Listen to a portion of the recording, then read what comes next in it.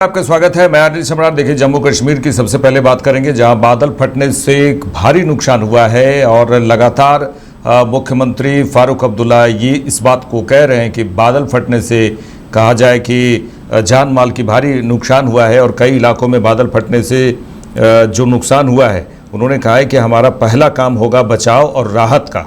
अब पुनर्वास और पुनर्निर्माण का समय है। हमें यह देखना है कि जिन लोगों की संपत्ति का नुकसान हुआ है उनकी मदद कैसे की जा सकती है। उन्होंने कहा है कि हम लोगों की मदद करने में और मदद करने की पूरी कोशिश करेंगे। मौसम के वजह से और खासकर कुछ इलाकों में क्लाउड बर्स्ट के वजह से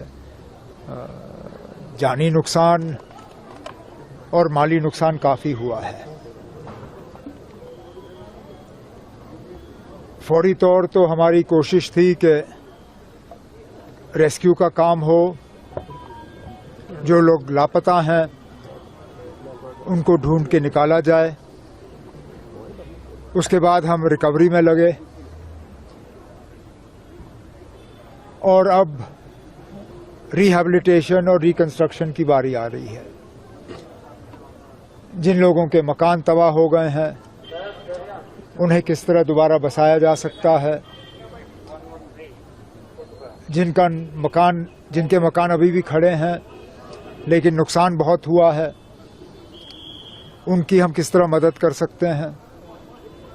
जो इंफ्रास्ट्रक्चर को नुकसान हुआ है, चाहे वो दरियाओं में फ्लड प्रोटेक्शन का इंफ्रास्ट्रक्चर हो, चाहे हमारी सड़कें हो, स्कूल हो, अस्पताल हो, काफ़ी सारा सरकारी इंफ्रास्ट्रक्चर जो है वो भी उसको भी नुकसान हुआ है।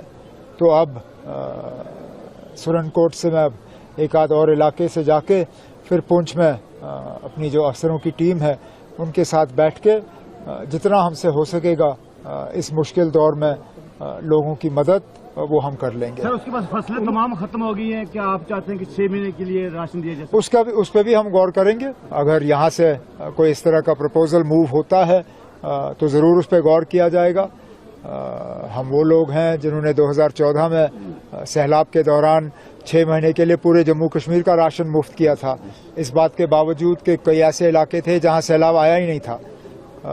तो अगर यहाँ डिस्ट्रिक्ट इंतज़ामिया की तरफ से ये प्रपोजल आ जाता है कि उन इलाकों में जहाँ सबसे ज़्यादा नुकसान हुआ है, यहाँ जहाँ फसल की तबाही हुई है, वहाँ पे हमें मुफ्त राशन का इंतज़ाम करना होगा। सरकार में मंत्री हैं दिलीप घोष। उन्होंने कहा है कि बंगाल के विकास के लिए हम लगातार काम कर रहे हैं और लोन लेने वालों पर भी उन्होंने कहा है कि कई ऐसे व्यक्ति हैं जो लोन लिए हैं लेकिन कुछ काम नहीं कर पाए हैं, उसकी भी मॉनिटरिंग करेंगे।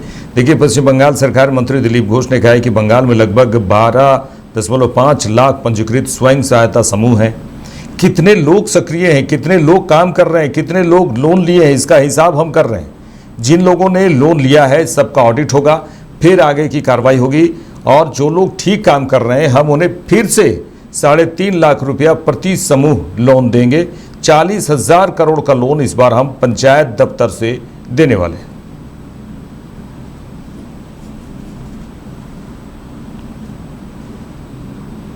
$12.5 लाख सेल्फ हेल्प ग्रुप है रजिस्टर्ड। कितने लोग सक्रिय हैं, कितने लोग काम कर रहे हैं, कितने लोग लोन लिए हैं, इसका हिसाब हम कर रहे हैं और जिन लोगों ने लोन लिया है सबका ऑडिट होगा और आगे का फिर कार्रवाई होगा। प्रॉपरली ऑडिट होगा तो इसमें कोई किसी प्रकार की भ्रष्टाचार आएगा तो उसके विरुद्ध भी व्यवस्था होगा। बाकी जो लोग ठीक ठाक काम कर रहे हैं उनको फिर से हम लोन देंगे। 3.5 लाख इस साल हर ग्रुप को देंगे। 40,000 करोड़ लोन इस बार पंचायत दफ्तर से देने वाले हैं हम लोग। सर, अब थोड़ा पॉलिटिकल सवाल पूछते हैं। अभिषेक बंदोपाध्याय को ट्रीटमेंट के लिए SSKM ही जाना पड़ेगा। कहाँ ट्रीटमेंट जरूरी है, कहाँ पे हो रहा है ये जरूरी नहीं है? कोर्ट का कहना है यहाँ करोड़ों लोगों का ट्रीटमेंट होता है तो यहाँ क्यों नहीं हो पाएगा? होना चाहिए। बंगाल में लगभग 12.5 लाख सेल्फ हेल्प ग्रुप है रजिस्टर्ड। कितने लोग सक्रिय हैं, कितने लोग काम कर रहे हैं, कितने लोग लोन लिए हैं, इसका हिसाब हम कर रहे हैं और जिन लोगों ने लोन लिया है सबका ऑडिट होगा और आगे का झारखंड के मुख्यमंत्री हेमंत सोरेन ने छात्रों को लेकर कहा है कि सरकार पूरी तरह से सजग है और सरकार जो है उनकी बातों को संज्ञान में ली हुई है और उन्होंने कहा है कि सभी दरवाजे सभी के लिए खुले हुए हैं, सरकार के दरवाजे सभी के लिए खुले हुए हैं। झारखंड के मुख्यमंत्री हेमंत सोरेन ने कहा है कि आज हमने राज्यपाल से भी मुलाकात की और वर्तमान परिस्थितियों पर हमने चर्चा भी की। उनका कहना है कि ये राष्ट्रीय समस्या दिख रही है, कार्रवाई की विस्तृत रिपोर्ट पर स्थिति की जानकारी पूरी तरह से लेने की आवश्यकता है। कई बार लोग जेल जा चुके हैं, कई लोगों के यहाँ जांच एजेंसी द्वारा छापा भी की जा रही है। कुल मिलाकर पूरी मजबूती से एजेंसी अपने काम में लगी हुई है और उन्होंने कहा मुझे लगता है इस विषय पर हम पुख्ता समाधान के साथ निर्णय लेंगे। सरकार उनकी बातों को, छात्रों की बातों को गंभीरता से लेगी।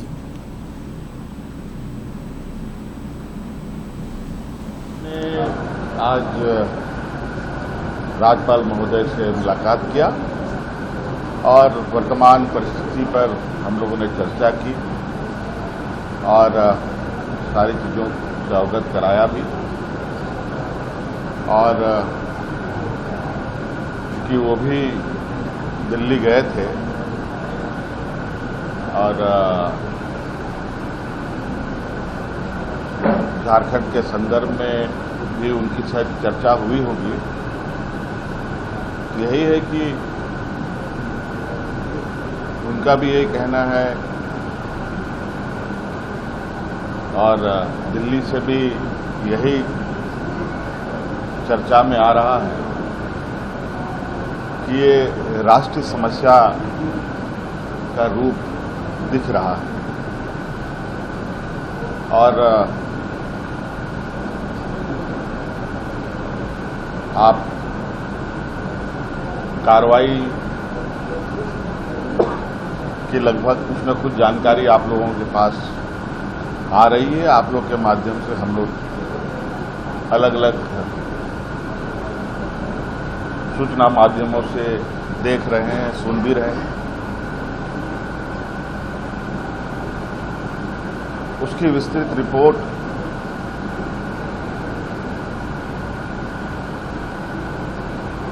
और अनुसंधान की जो स्थिति है उसकी जानकारी पूर्ण रूप से लेने की आवश्यकता है। कई लोग इसमें जेल भी जा चुके हैं, कई लोग के यहाँ जांच एजेंसी के द्वारा दबिश भी दी जा रही है और कुल मिलाजुला करके पूरी मजबूती से एजेंसी अपनी कामों में लगा हुआ है, जुटा हुआ है और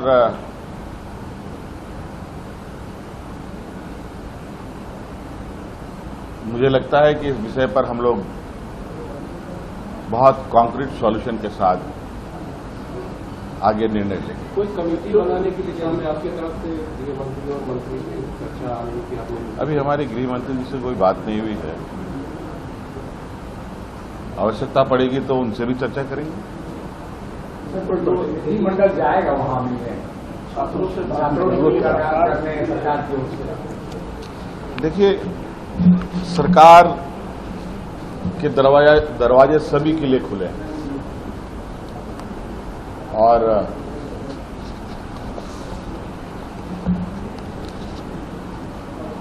मुझे लगता है सभी लोगों को या जिनकी मांगे सरकार से है वो अपनी बातें रख सकते हैं और निश्चित रूप से उनके विषय अप्रत्यक्ष रूप से तो हमारे संज्ञान में है ही और वो लोग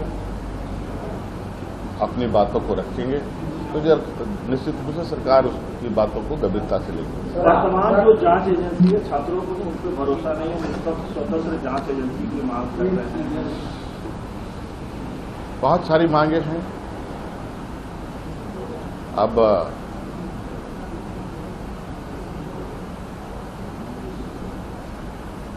सबके एजेंसीज हैं, एजेंसी देश में कौन कौन सा है आप सबको पता है, और कौन कौन किस तरीके से काम कर रहा है वो भी पता है, और कैसे आंदोलन के मोर्चे संभाले जा रहे हैं वो भी आपको पता है।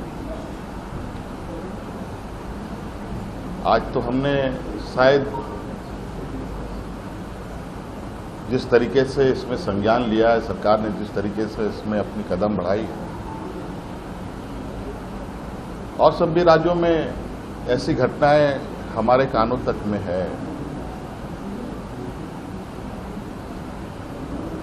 जहां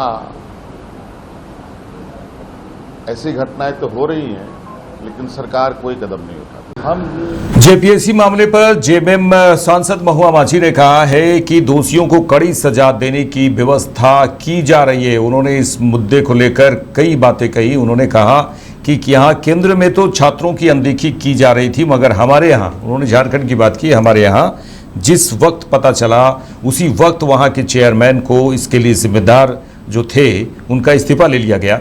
तुरंत सीआईडी जांच शुरू कर दी गई। हर दिन छापेमारी की जा रही है और कई लोगों को गिरफ्तार किया जा रहा है, पूछताछ की जा रही है। बहुत जल्द दोषियों को कड़ी से कड़ी सजा देने की व्यवस्था की जा रही है और भविष्य में छात्रों के साथ ऐसा कभी भी ना हो, इसके लिए सरकार गंभीर है।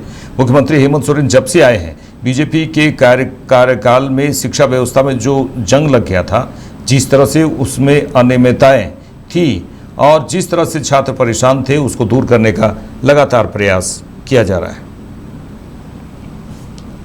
अनदेखी की जा रही थी केंद्र में, लेकिन हमारे यहाँ तो जिस वक्त पता चला उसी वक्त वहाँ के जो चेयरमैन थे, जो इसके लिए जिम्मेदार थे, उनका रेजिग्नेशन लिया गया। तुरंत सीआईडी जांच शुरू कर दी गई। आपको पता होगा हर दिन छापेमारी हो रही है और कितने लोगों को गिरफ्तार किया जा रहा है, पूछताछ की जा रही है और बहुत जल्द दोषियों को कड़ी से कड़ी सजा देने की व्यवस्था किया जा रहा है और भविष्य में छात्रों के साथ इस तरह का कभी भी ना हो, इसके लिए सरकार गंभीर है। माननीय मुख्यमंत्री जी जब से आए हैं, जो शिक्षा व्यवस्था में जो पिछले भाजपा के कार्यकाल में जो जंग लग गया था, घुन लग गया था, और जिस तरह से वहाँ अनियमितताएं थी उस वक्त और जिस तरह से छात्र परेशान थे, उसको दूर करने का लगातार प्रयास कर रहे हैं और उसको जैसे कहते हैं ना, घुन लग गया, उसको छुड़ाते छुड़ाते काफी हद तक पटरी पर आ गई है। लेकिन ये बहुत दुर्भाग्यजनक है। इसके लिए मुख्यमंत्री जी भी बहुत आहत हैं, दुखी हैं और वो चाहते हैं कि अपना काम करके छात्रों को दिखाएं, न कि झूठा आश्वासन दे। वो चाहते हैं कि ऐसा कुछ काम करे कि छात्रों को भविष्य में कभी भी इस तरह की परेशानी ना हो। और आपको पता होगा कि उनके हित में, उनके भविष्य को उज्जवल करने में के लिए माननीय मुख्यमंत्री हेमंत सोरेन जी ने कितनी योजनाएं लाई हैं और उसका इम्प्लीमेंटेशन भी हो रहा है। मरंगोम के स्कॉलरशिप योजना, जो कि लंदन स्कूल ऑफ इकोनॉमिक्स जैसे विश्व के सर्वश्रेष्ठ शिक्षण संस्थानों में झारखंड के बच्चों को वहां पढ़ाने के लिए भेजा जा रहा है, सरकारी खर्च पे स्कॉलरशिप देकर। उसी तरह से मेडिकल और इंजीनियरिंग के लिए कोचिंग की व्यवस्था उन्होंने की है। 300 छात्रों को, वहाँ के प्रतिभाशाली छात्रों को चुनकर हॉस्टल में रख के सरकारी खर्च पे पढ़ाया जा रहा है और वो भी कोटा के इंस्टीट्यूट से टीचर्स लाकर।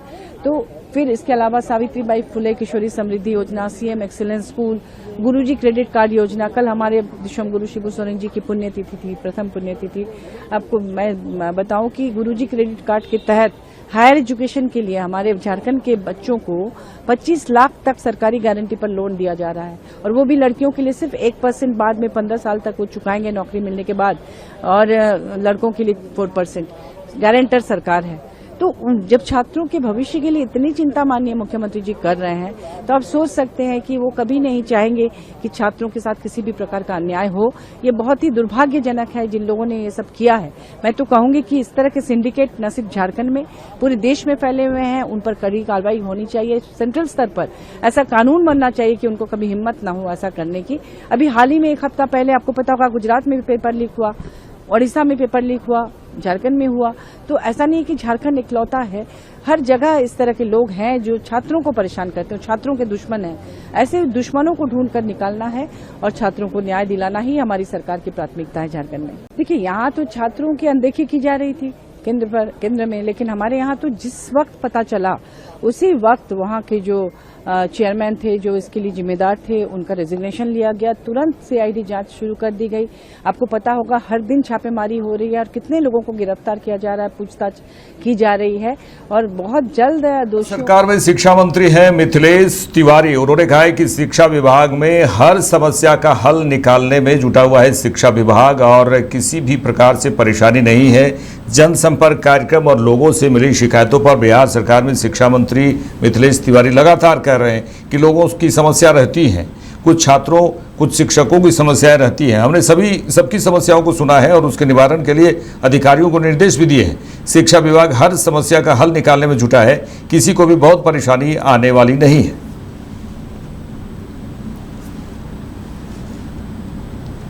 रहती है कुछ छात्रों की समस्या, कुछ शिक्षक की समस्या, कुछ सामाजिक लोगों की समस्या। तो हर लोगों की समस्या को हमने सुना है और सभी समस्याओं के लिए हमने अपने अधिकारियों को निर्देशित किया है और शिक्षा विभाग हर समस्या का हल निकालने में जुटा है। किसी भी व्यक्ति को बहुत परेशानी आने वाली नहीं है। टोला सेवक और तालीमी मरकज भी आज आए थे, उनके वेतन की समस्या थी, उसको लिए भी हमने साफ साफ कहा है कि बहुत जल्दी आपके वेतन का भुगतान होगा। और शिक्षकों के ट्रांसफर प्रक्रिया को लेकर अभी तक लगभग 40,000 आवेदन पोर्टल पर प्राप्त हुए हैं और आज शाम 6 बजे हम उसका जब पोर्टल बंद होगा सरप्लस टीचर वाला ट्रांसफर का, तो उसका पूरा आंकड़ा हम कल जारी करेंगे। समीक्षा बैठक की जा रही है बाकी दो चुनाव को लेकर समीक्षा बैठक। हाँ बिल्कुल, हमारे सभी नेता इस विषय को अपने कार्यकर्ताओं से फीडबैक ले रहे हैं और ये तो हर चुनाव के बाद रिजल्ट चाहे जो हो, समीक्षा बैठक तो हर पार्टियां करती है और उसी के दिशा में हमारी पार्टी भी कर रही है। मुख्यमंत्री योगी आदित्यनाथ ने सपा पार्टी को लेकर जमकर कहा है और उन्होंने कई बातें कही हैं समाजवादी पार्टी को लेकर। उन्होंने कहा कि समाजवादी पार्टी का जो रवैया है वो नकारात्मक है। उन्होंने कहा कि जो अलोकतांत्रिक और असंवैधानिक चेहरा है वो एक बार फिर से विधानसभा सत्र के दौरान देखने को मिला है। विधानसभा सत्र को हंगामे के हवाले करना प्रदेश के युवाओं, किसानों, महिलाओं और गरीबों के साथ भारी अन्याय है। मानसून सत्र में युवाओं के लिए, किसानों के लिए, आधी आबादी महिलाओं के लिए और गरीबों के लिए नई योजनाएं प्रारंभ हों। युवाओं के रोजगार और उनके स्किल के लिए, किसानों के लिए कोई नई योजना घोषित हो सके, गरीबों के कल्याण के लिए कुछ नए कार्यक्रम आगे बढ़ सकें और महिलाओं के सम्मान और स्वावलंबन के लिए भी कुछ अतिरिक्त प्रयास आगे बढ़ें। उसके लिए हम लोग 59,000 करोड़ रुपए से अधिक की अनुपूरक बजट को लेकर भी आए थे, जिनके लिए इन सभी मदों में धनराशि की व्यवस्था भी थी। नई योजनाओं को घोषित करने के लिए चर्चा विधानसभा में हो सके, इसके लिए उन कार्यक्रमों के साथ हम लोग आए थे। मगर समाजवादी पार्टी के नकारात्मक रवैये के कारण किसानों, युवाओं के मुद्दे पर, महिलाओं के स्वावलंबन के मुद्दे पर या गरीबों के लिए बनने वाली वेलफेयर की अन्य स्कीमों के मुद्दे पर सदन में समाजवादी पार्टी ने कोई चर्चा ही नहीं की और न चर्चा होने दी। इनका यह आचरण असंवैधानिक भी है, किसान विरोधी है, युवा विरोधी है, महिला विरोधी है और गरीब विरोधी भी है। और असंवैधानिक चेहरा है वो एक बार फिर से विधानसभा सत्र के दौरान देखने को मिला है।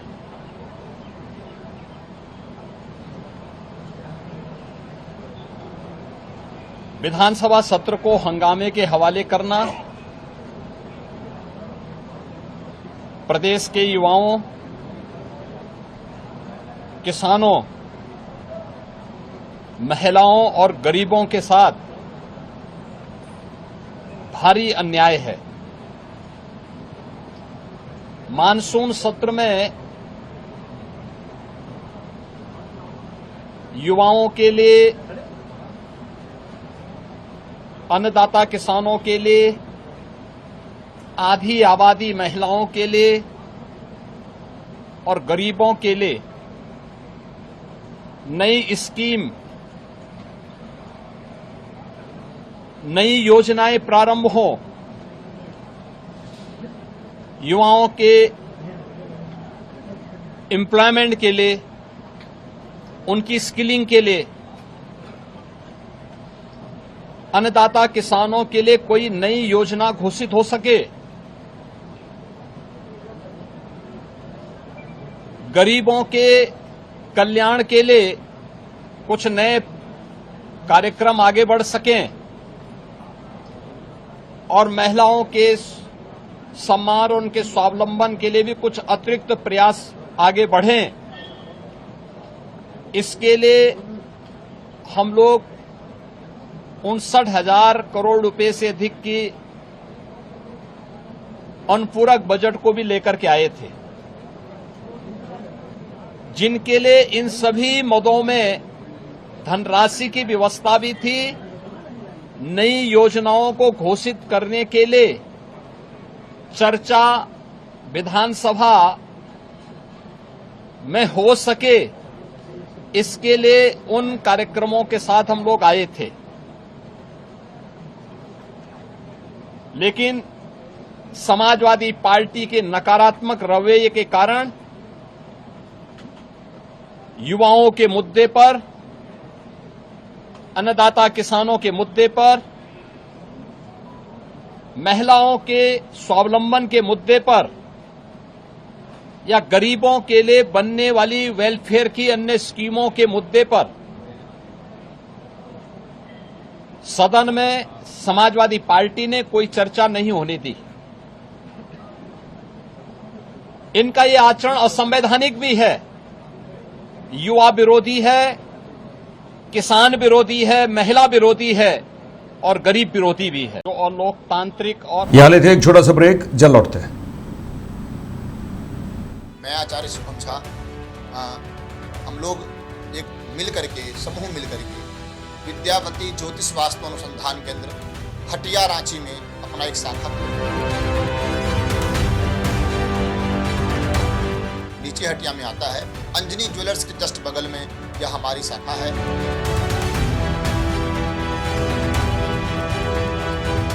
हम सब काशी से पढ़े लिखे हुए हैं, काशी के विद्वान हमारे साथ हैं।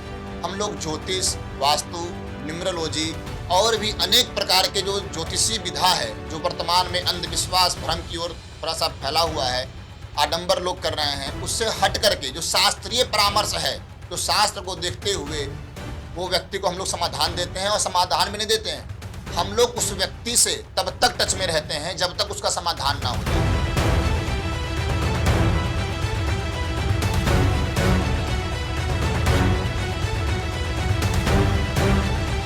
इसकी एक विशेषता यह भी है, यदि हमारे पास आज कोई व्यक्ति आता है किसी प्रकार की समस्या को लेकर के, तत्काल कुछ ही समय के बाद उसको एक अच्छा परिणाम मिलते हैं। और जब तक सकारात्मक परिणाम नहीं मिलता है, हम लोग का जो संस्था है, यहाँ पर व्यक्ति आ सकता है, आकर के बात कर सकता है। हर हर महादेव।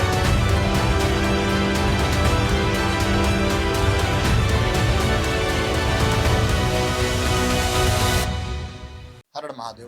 मैं आचार्य शुभम झा। छात्र नेता और जेएलकेएम के नेता देवेंद्र नाथ महतो जिस तरह से आंदोलनरत हैं और उसके बाद जो अनशन में बैठे थे, आज उन्होंने पानी ग्रहण किया है और पानी ग्रहण करने के बाद उन्होंने कई बातें कही हैं। उन्होंने कहा कि मैंने आज पानी तो पिया, लेकिन मेरी भूख हड़ताल जारी रहेगी। वो भूख हड़ताल पर है। सोनम वांगचुक के साथ बातचीत भी हुई वीडियो कॉन्फ्रेंसिंग के माध्यम से। उन्होंने कहा कि जब उन्हें पता चला कि मैं ना तो खाना खा रहा हूँ ना ही पानी पी रहा हूँ, तो उन्होंने टीम से संपर्क किया और हमारे आंदोलन का समर्थन दिया।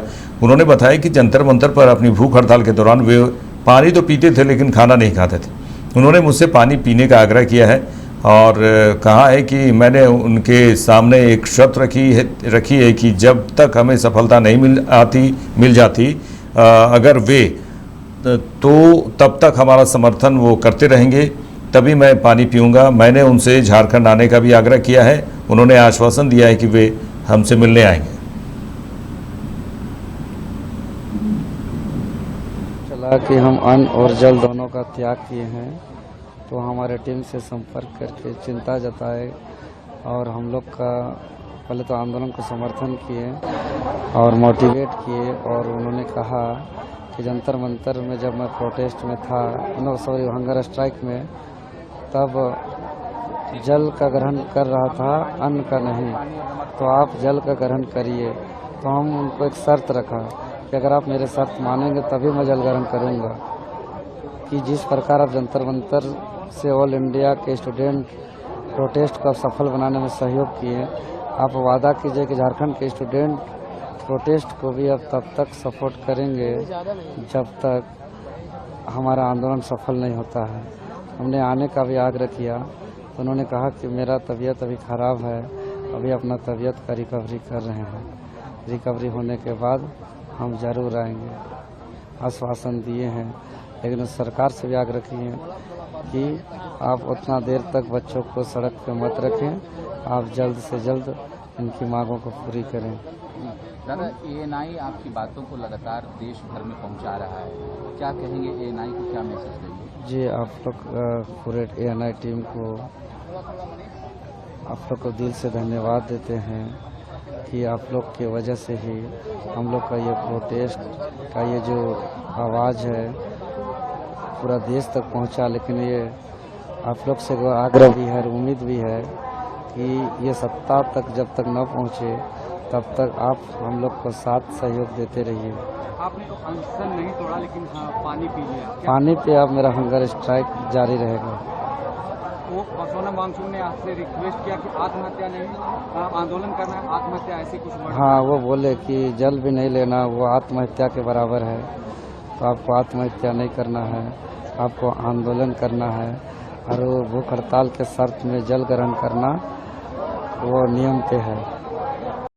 कैबिनेट मंत्री हैं संजय निषाद। उन्होंने कहा है कि विपक्ष को चर्चा में भाग लेना चाहिए, लेकिन विपक्ष का जिस तरह से हंगामा करना उचित नहीं है, चर्चा में भाग लेना चाहिए विपक्ष को। इसी बात को लेकर उन्होंने कहा है और ये भी कहा है कि चर्चा में वे अपनी बात रखें, उसका जवाब दिया जाएगा।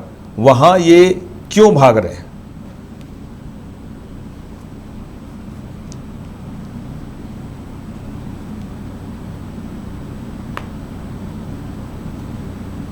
विपक्ष को चर्चा में भाग लेना चाहिए और उस चर्चा में जितना भी हो उसके लिए जितने भी काले पर्चे हैं जो है सब आ जाएगा, जिससे भी वहाँ रिकॉर्ड में आवे, रिकॉर्ड में वो अपनी बात रखे, रिकॉर्ड में उसका जवाब देंगे। वहाँ ये क्यों भाग रहे हैं, छुप रहे हैं ये लोग वस्तु और कुछ नहीं। सर, ओवैसी भी राम मंदिर चलने को, ये वही लोग हैं जो 750 वर्ष मुगलों ने गुलाम बनाया है और 350 वर्ष अंग्रेजों ने। जो लड़ रहे थे वो पढ़ नहीं रहे थे, जो नहीं पढ़ रहे थे उनको ये लोग गुमराह कर रहे हैं, ये गलत पढ़ा रहे हैं। समाजवादी पार्टी ब्राह्मण सम्मेलन, ब्राह्मण बहुत होशियार जाती है, पॉलिटिकल है, उसके मालूम है सत्ता समृद्धि सम्मान देती है, वो किसी के बहकावे में आने वाली नहीं। आदि था और विपक्ष को चर्चा में भाग लेना चाहिए और उस चर्चा में जितना भी हो उसके लिए जितने भी काले पर्चे हैं जो है सब आ जाएगा, जिससे भी वहाँ रिकॉर्ड में आवे, रिकॉर्ड में वो अपनी बात रखे, रिकॉर्ड में उसका जवाब देंगे। वहाँ ये क्यों भाग रहे हैं, छुप रहे हैं ये लोग वस्तु और कुछ नहीं। सर, ओवैसी भी राम मंदिर चलने को, ये वही लोग हैं जो 750 वर्ष मुगलों ने गुलाम बनाया है और 350 वर्ष अंग्रेजों ने। जो लड़ रहे थे वो पढ़ नहीं रहे थे, जो नहीं पढ़ रहे थे उनको ये लोग गुमराह कर रहे हैं, ये गलत पढ़ा रहे हैं। समाजवादी पार्टी ब्राह्मण सम्मेलन, ब्राह्मण बहुत होशियार जाती है, पॉलिटिकल है, उसके मालूम है सत्ता समृद्धि सम्मान देती है। बीजेपी सांसद दिनेश शर्मा ने राहुल गांधी पर निशाना साधा है। उन्होंने कहा है कि राहुल गांधी को अध्ययन करना चाहिए और अध्ययन करने की जरूरत है, क्योंकि कई बार वो क्या बोलते हैं वो भी समझ में नहीं आता, अध्ययन की जरूरत है। देखिए, विपक्ष के नेता राहुल गांधी के बयान पर बीजेपी सांसद दिनेश शर्मा ने कहा है कि उन्होंने तो ये भी कहा कि आरएसएस खतरनाक है। मुझे लगता है कि राहुल गांधी जी को अध्ययन करने की बहुत ज़रूरत है, बहुत ज़्यादा ज़रूरत है, उनमें और अधिक परिपक्वता आए, इसकी आवश्यकता है। उनके पूज्य नाना जी के समय परेड में आरएसएस शामिल हुई, तब वे देशभक्त और राष्ट्रभक्त थे। आरएसएस एक शताब्दी का इतिहास है। आपका बयान करोड़ों स्वयं सेवकों के भावनाओं को आहत करता है।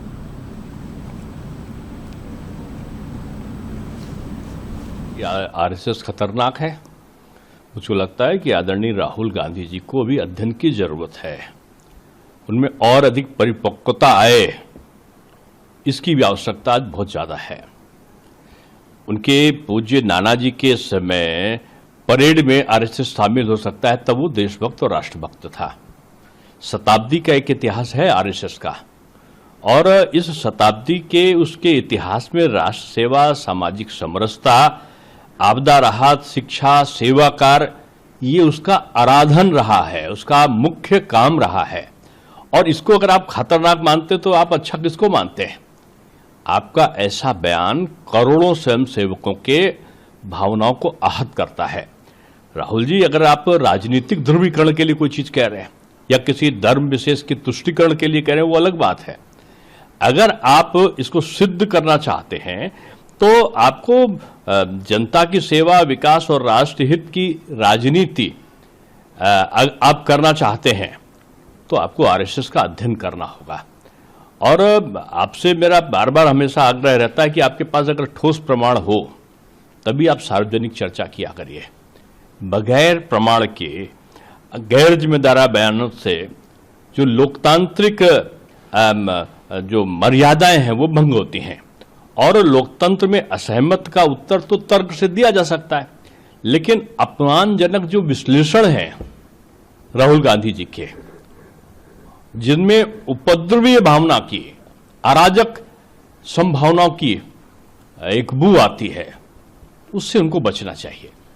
सर, इसी में उन्होंने आगे ये भी कहा है कि जो आरएसएस है वो सैनिक स्कूल के तमाम ऑर्गेनाइजेशन। अरे आप क्या जानते हो, आप तो इतना भी देश का दौरा करते हो, आप तो हर रात। अब ये अलग बात है कि आप स्विट्जरलैंड और थाईलैंड और कहां कहां होके आते हो, वो अलग विषय है कि आप किन देशों की करते हो, ये मैं नहीं कह रहा हूं। आप जिन भी देशों की कह रहे हो, अध्ययन करके आपको आना चाहिए कि स्कूलों में सैन्य शिक्षा भविष्य का सैनिक, भविष्य का रक्षक और राष्ट्रभक्ति के प्रति, राष्ट्र के प्रति भक्ति भावना का सृजन करने वाला होता है।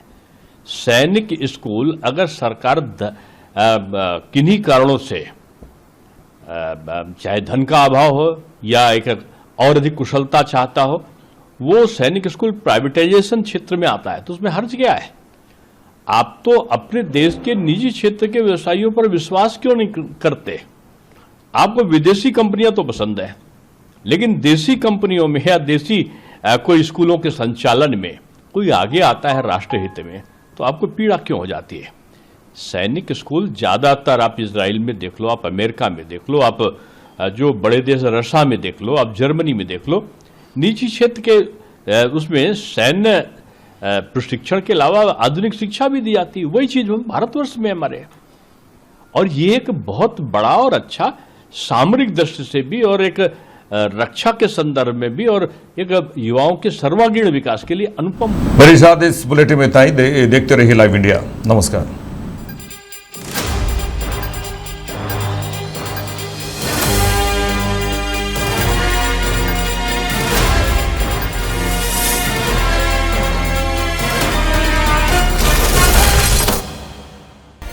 आप देख रहे हैं लाइव इंडिया हर पल।